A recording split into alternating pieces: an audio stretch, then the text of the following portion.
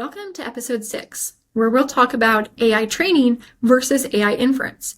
This is a very common question that I get, which is, what is the difference between AI training and AI inference, and how does this even work? So in the last episode, episode 5, we talked about an important training task, the most important training task in all of AI, which is determining whether an image is of a blueberry muffin or of a chihuahua. And we're going to use that same example here in this video. Now, I do recommend that you go back and watch episode 5 if you haven't seen it yet, because it is important context towards understanding training in general. As a brief review, we had a neural network and we passed an image or a series of images through our neural network. We got some prediction, and based on the difference between the prediction and label, we would update our model. For this video, I'm going to abstract away that neural network and I'm just going to put a box that says model. But we're doing the same thing, passing our image through for training. We get some prediction, compare it to a label, and then update our parameters accordingly. This is during training.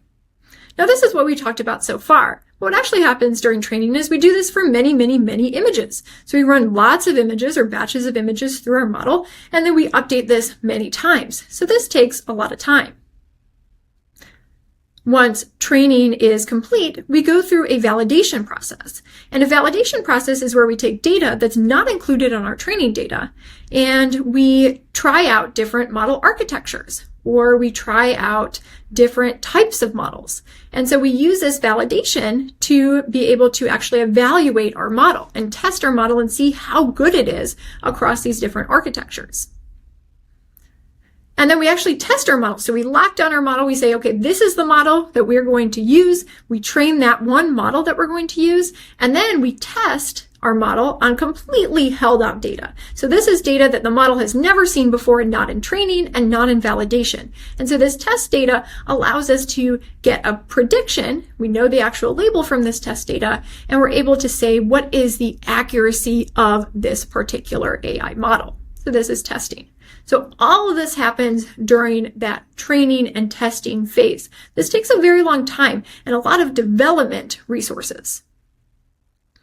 Inference, we have that locked down model, right? The same model that we tested in this slide. We're going to use that same model, and now we're going to take a brand new image. So this might be an image that you take of a blueberry muffin at your house, and you're going to pass that image through your model. Usually just one image at a time, pass it through the model, and you get some prediction. And here you get the prediction of blueberry muffin. So there's no training involved here. The model is only taking that as an input and providing a prediction. So a key difference between training a model and inference at a model is the model is locked. So all of those parameters are set. Those parameters are locked when you run inference on a model.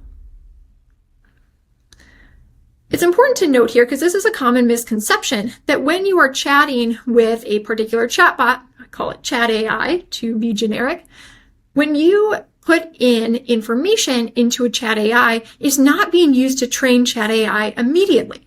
So this information is not immediately training that AI model.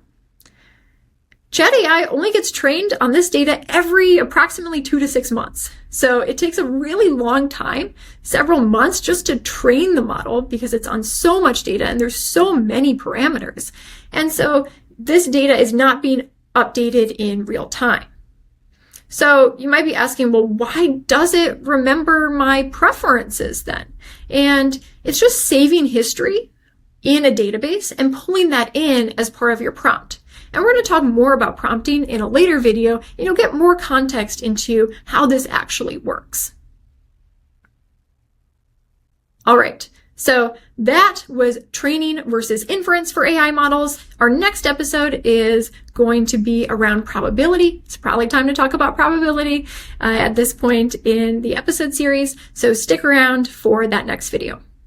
Thank you for joining me for this episode in the AI for People Who Hate Math series.